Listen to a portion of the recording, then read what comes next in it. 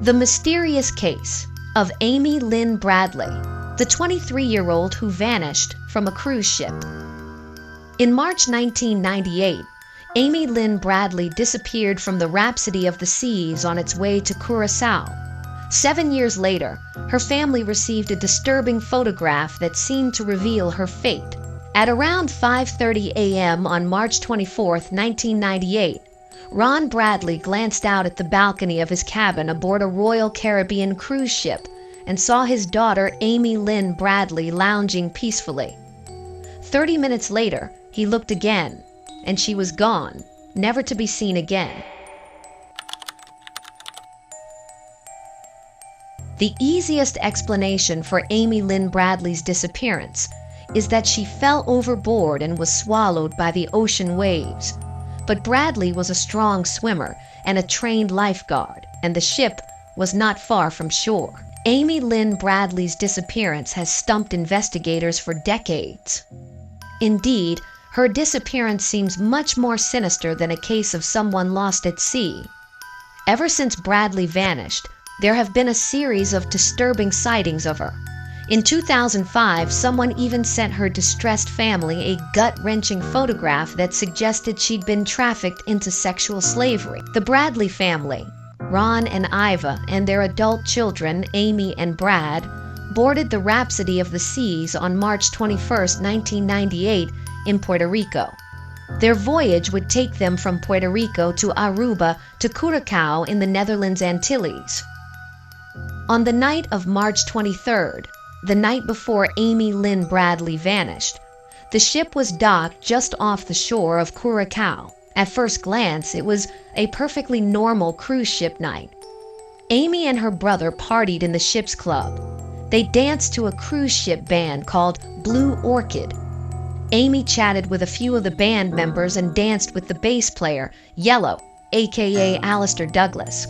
In the last known footage of Amy Lynn Bradley, she's seen dancing with Yellow. Around 1 a.m., the siblings called it a night. They returned to their family's cabin together. It would be the last time that Brad ever saw his sister. The last thing that I ever said to Amy was, "I love you," before I went to sleep that night, Brad later recalled. Knowing that's the last thing I said to her has always been very comforting to me. A few hours later, Ron Bradley saw his daughter on the deck of their family's stateroom. All seemed to be well, until he looked again, and she was gone. Ron went to his daughter's bedroom to see if she'd gone back to sleep. She wasn't there. Aside from cigarettes and a lighter, it didn't seem like Amy Lynn Bradley had taken anything with her. She hadn't even taken her sandals. After searching common areas on the ship, the family became increasingly concerned. They begged the cruise ship staff to cancel the docking at Curaçao, but they were ignored. That morning, the gangplank was lowered. Both passengers and staff were allowed off the ship. If Amy Lynn Bradley left of her own volition, this gave her an opportunity to sneak off. But her family refused to believe that she would have run away.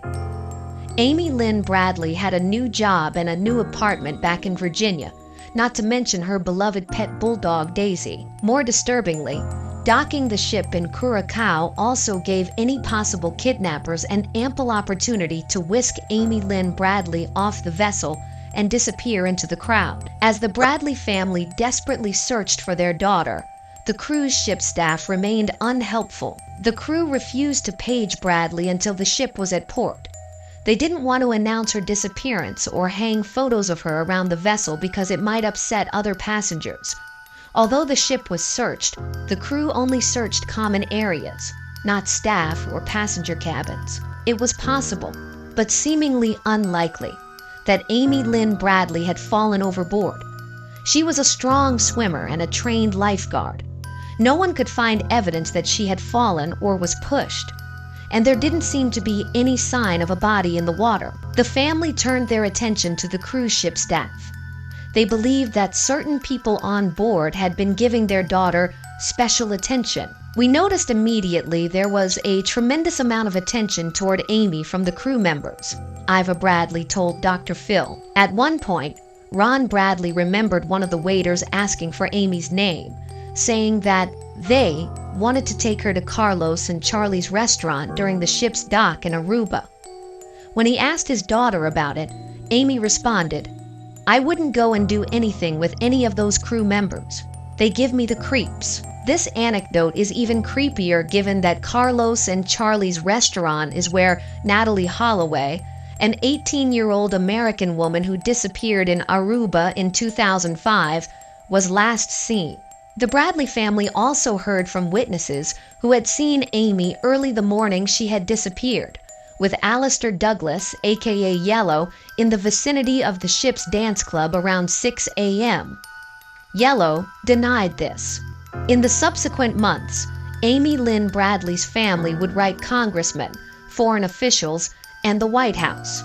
Lacking any helpful responses, they hired private detectives, built a website, and started a 24-hour hotline. Nothing. "My gut feeling to this day," said Iva Bradley, "was somebody saw her, somebody wanted her, and somebody took her." The family's fears about Amy Lynn Bradley's disappearance were not unfounded.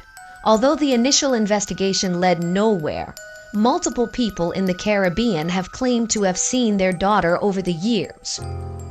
In August of 1998, 5 months after she went missing, 2 Canadian tourists spotted a woman who matched Amy's description on a beach.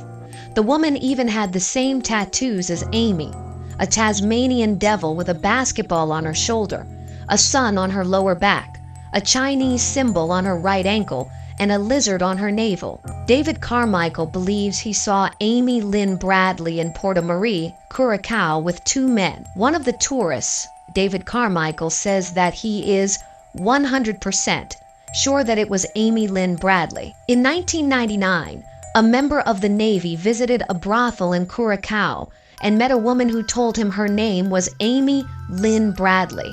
She begged for his help, but he didn't report it because he didn't want to get into trouble. The officer sat on the information until he saw Amy Lynn Bradley's face on People magazine. That year, the family received another promising clue, which turned out to be a devastating scam. A man named Frank Jones claimed to be a former U.S. Army Special Forces officer who could rescue Amy from armed Colombians holding her in Curacao. The Bradleys gave him $200,000 before they realized he was a fraud. Ron Bradley said afterward, "If there's a chance, what else do you do? If it was your child, what would you do? So I guess we took a chance, and I guess we lost." The sightings kept coming. 6 years later, a woman claimed to have seen Bradley in a department store restroom in Barbados. According to the witness, the woman she met introduced herself as Amy from Virginia and was fighting with 2 or 3 men. And in 2005, the Bradleys received an email containing a photo of a woman who appeared to be Amy, lying on a bed in her underwear. A member of an organization that locates sex trafficking victims on adult websites noticed the photo and thought it could be Amy. The Bradley family received this photograph in 2005 from an organization that searches for human trafficking victims. The woman in the photograph is identified as Jazz, a sex worker in the Caribbean. Unfortunately, this upsetting clue didn't generate any new leads. Today, the investigation into Amy Lynn Bradley's disappearance is ongoing. The FBI and the Bradley family have both offered sizable rewards for information on her whereabouts. However, for now, her disappearance remains a disturbing mystery.